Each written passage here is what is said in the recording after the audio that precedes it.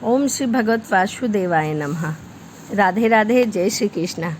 आज हम सुनेंगे ज्येष्ठ मास की कथा, अध्याय 19, निर्जला एकादशी वर्णन। जो आधा रह गया था वो अध्याय इसमें है। प्रतिदिन की तरह स्नान आदि से निवृत्त होकर स्वच्छ और साफ वस्त्र पहनकर भगवान नारायण की पूजा अर्चना करके और आप कथा का श्रवण कर सकते हैं। तो चलिए कथा को शुरू करते हैं। व्यास जी बोले कि हे भीमसेन, उन पूर्ववासियों के ऐसे वचन सुनकर राजा पुलिंद क्रोध से वंशीभूत होकर बड़े गर्व के साथ ऐसे वचन बोले, हे ग्रामवासी, यह एकादशी कौन है और यह कहाँ से आई है और इसका क्या फल है। राजा के ऐसे वचन सुनकर प्रजा ने कहा, इस दिन किसका व्रत किया जाता है। अरे मूढ़, निष्फल बातें क्यों बनाता है। तू अपने घर कुशलता से चला जा, नहीं तो मेरे यह परम दारुण दूत तुझको मार डालेंगे। तत्पश्चात वह सब सैनिक नगर में घुस गए और बड़े बड़े महात्मा और साहूकार के घर के दरवाजे तोड़कर घर से अन्न और धन और कोष धीरे धीरे ले जाने लगे। बड़े बड़े धन वालों के घरों में फाटक तोड़कर अच्छे अच्छे धन को ले गए और समस्त नगर के घर भयानक सैनिकों से भर गए और वह सभी के घरों से धन की चोरी करने लगे। इस दिन पूर्ववासियों ने कंदमूल और फल आदि कुछ भी नहीं खाने को मिल सका। समस्त पूर्ववासियों का निर्जला एकादशी का व्रत था। सूर्य नारायण अस्त हो गए थे और नगर के बालक तक को जल भी नहीं मिला और नगर में बड़ा हाहाकार मचा हुआ था। स्वर्ग में भगवान विष्णु सहसा उठकर खड़े हो गए तथा गरुड़ जी को बुलाकर उनके कान में बहुत सी बातें समझाई। इसके पश्चात भगवान विष्णु वहाँ से चले गए तथा गरुड़ जी की सवारी कर शीघ्र उसी नगर में गए और वहां जाकर विधि प्रकार की सेना की रचना की।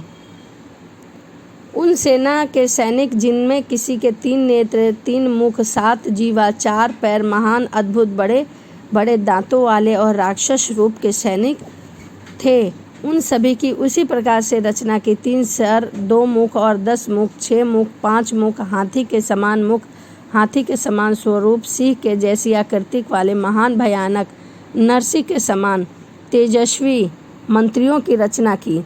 सिंदूर में पुनजीव मुख, महिषासुर के समान प्रभा युक्त उद्धर केश, दिगंबर नरमुंड धारी, आंतों की माला से युक्त व्याघ्र चर्मधारी।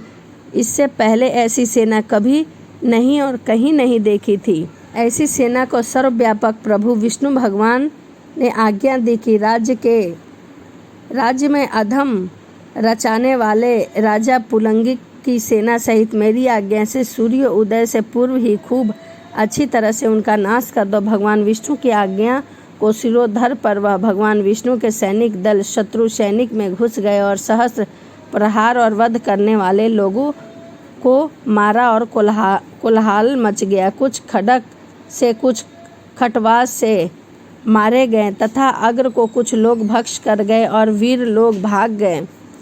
उनके पैरों को पकड़ कर नीचे गिरा दिया गया। इस प्रकार पैदल सेना के बहुत से वीर मारे गए और बहुत से खा लिए गए। बहुत की सिर और भुजाएं काट दी गईं।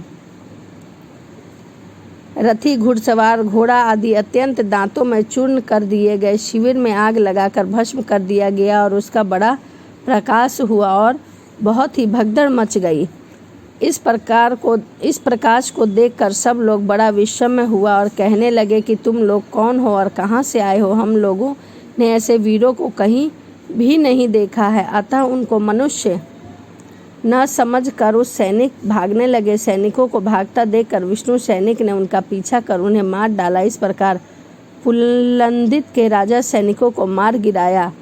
इसके पश्चात विष्णु गणों के साथ युद्ध करने के लिए स्वयं राजा पुलिंद गया और शास्त्र अस्त्र दारुण प्रहार से आधा प्रहर युद्ध किया और उन दोनों में भयंकर युद्ध हुआ। जब उनके समय युद्ध करने में किसी प्रकार की भी समर्थता न हुई, तब मन में विचार करने लगा, अब हम यहाँ से हमें भाग जाना चाहिए, अन्यथा यहाँ पर हम नष्ट हो जाएंगे और हम भी मारे जाएंगे। ऐसे वह मन में बार बार विचार करने लगा। ऐसा विचार करके राजा पुलंगित ने मेघ अस्त्र छोड़ा, जिसके द्वारा वहाँ घोर अंधकार हो गया और मेघ जल में बरसने लगा तथा बड़े बड़े प्रचंड वेग भी चूर्ण हो गए। इससे विष्णु नग गुण सब मुग्ध हो गए और जो जहाँ थे वो वहीं सभी काम छोड़कर बैठ गए। ऐसा समय देखकर राजा पुलंगित घोड़े पर सवार होकर सहसा वहाँ से चला गया। जो सैनिक बच रहे थे वह भी राजा के चले जाने पर वहाँ से चल दिए। भक्त वत्सल विष्णु भगवान अपने भक्तों का कार्य करके अपने लोक को स्वयं ही चले गए। प्रातःकाल होने पर नगरवासी अत्यंत आश्चर्य करने लगे और वहाँ पर शत्रुओं की सेना को न देखकर अंत में पारण के समय उन्होंने निश्चय किया कि यह सब कुछ स्वप्न मात्र था तथा भगवान विप्र स्नानादि कर्म किए भगवान विष्णु स्वयं यहाँ आए थे हमारी सहायता करें, ऐसा उन्हें स्वप्न के रूप में महसूस हुआ। इति श्री ज्येष्ठ मासे महात्म्यम निर्जला एकादशी व्रत वर्णन 19वें अध्याय संपूर्ण। ज्येष्ठ मास की कथा अध्याय 19वां यहीं समाप्त होता है। अगली वीडियो में मैं आपके साथ अध्याय 20 शेयर करूंगी। चलिए इसी के साथ मिलते हैं अगली वीडियो में। राधे राधे, जय श्रीमन नारायण, हरे कृष्णा।